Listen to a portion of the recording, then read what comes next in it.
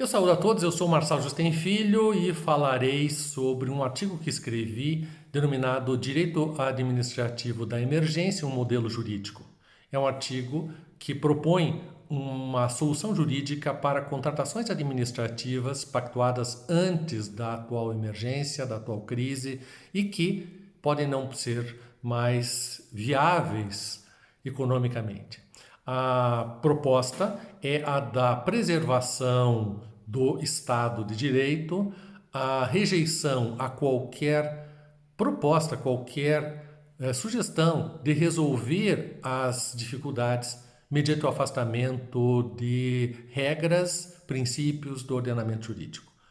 Por outro lado, afirma-se a possibilidade da utilização do conceito de reserva do possível, que indica a limitação da execução, da eficácia de normas jurídicas em virtude da ausência de condições econômicas para a sua aplicação. A reserva do possível é um conceito largamente aplicado no direito constitucional, no direito administrativo e que é invocado nesse caso para indicar a ausência de recursos não apenas do Estado, mas da sociedade como um todo, que abrange tanto os particulares contratados quanto os próprios cidadãos que são usuários muitas vezes de serviços prestados pelos contratados da administração pública. A invocação à reserva do possível também se destina a afastar as figuras tradicionais de caso fortuito e força maior, de fato do príncipe, de teoria da imprevisão. E esse afastamento deriva da inconveniência, inadequação, se não impossibilidade, de aplicar institutos que têm sido usualmente invocados para certas situações que não têm paralelo com a dimensão da crise que nós vivemos. Isso se destina, então, à invocação à reserva do possível, a impedir a mera repetição de soluções que já foram praticadas no passado e que eram talvez compatíveis com as circunstâncias pretéritas, mas que são inadequadas em vista da situação atual. A proposta que há é a de criação de um modelo jurídico que poderia ser chamado de direito emergencial dos contratos administrativos.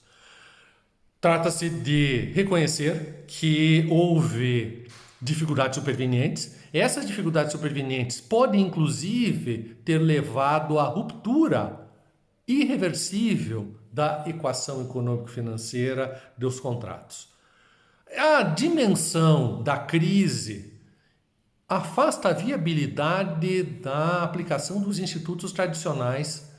tais como recomposição da equação econômico-financeira e adoção de medidas unilaterais por parte da administração pública, que são soluções que não são comportadas em vista de uma situação emergencial e de alterações que parece são definitivas, são inviabilizadoras da continuidade da execução do contrato mesmo depois de encerrado o período de crise, o período de emergência. A ideia é a de que a proporcionalidade e os princípios constitucionais prevalecem sobre outras soluções e o sopesamento desses princípios nos permite encontrar uma alternativa para afastar a eficácia das contratações, obter uma renegociação e promover a continuidade da execução dos contratos. Essa proporcionalidade norteia toda a compreensão do sistema jurídico e envolve um sopesamento de princípios. Os princípios constitucionais que disciplinam a atividade administrativa e que disciplinam os contratos administrativos, esses princípios comportam um sopesamento que, no atual cenário, é um sopesamento distinto daquele que prevalecia no momento anterior à crise. E esses princípios, portanto, podem e devem ser invocados para a solução às dificuldades. Vejam, os princípios do direito administrativo, justamente por apresentarem uma configuração principiológica, eles comportam diferentes avaliações, diferentes consequências, diferentes ponderações em vista das circunstâncias. Quando se invoca, por exemplo, o princípio da legalidade, ou talvez o princípio da vinculação do contrato administrativo ao edital, ou o princípio da intangibilidade da equação econômico-financeira, em todos os casos nós estamos aludindo a princípios que são normas jurídicas, que fornecem uma solução prima facie, mas que não são aplicáveis no modelo das regras do tudo ou nada. Esses diversos princípios devem ser conjugados e a conjugação pode ser afetada pela superveniência de eventos, tal como se passa no caso presente. A proposta, portanto, é a de que as soluções tradicionais que são adequadas para casos e hipóteses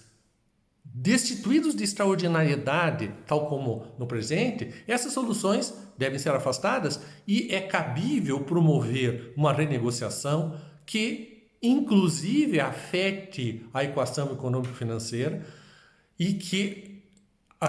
permita, como eu dizia, a continuidade da execução dos contratos, seja no momento atual imediato, com providências de curto prazo, afastando a eficácia de algumas das cláusulas contratuais, seja ao longo do tempo, mesmo depois da extinção, do término do período de emergência, para dar continuidade aos contratos. A ideia fundamental é de que a manutenção desses contratos é essencial para assegurar o combate imediato à crise, a manutenção da existência de um Estado que fornece serviços, que combate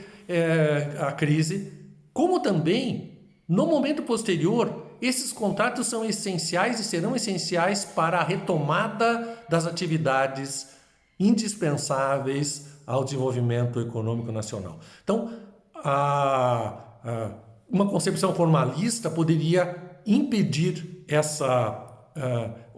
esse caminho e conduzir a algum tipo de extinção dos contratos,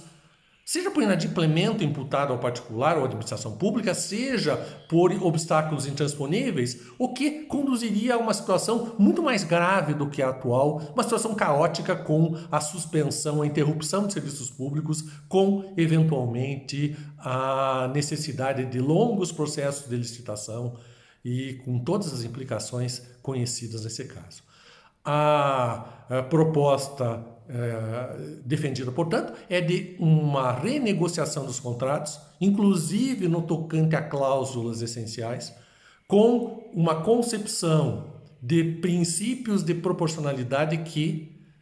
superem a interpretação formalista restritiva seja da legalidade, seja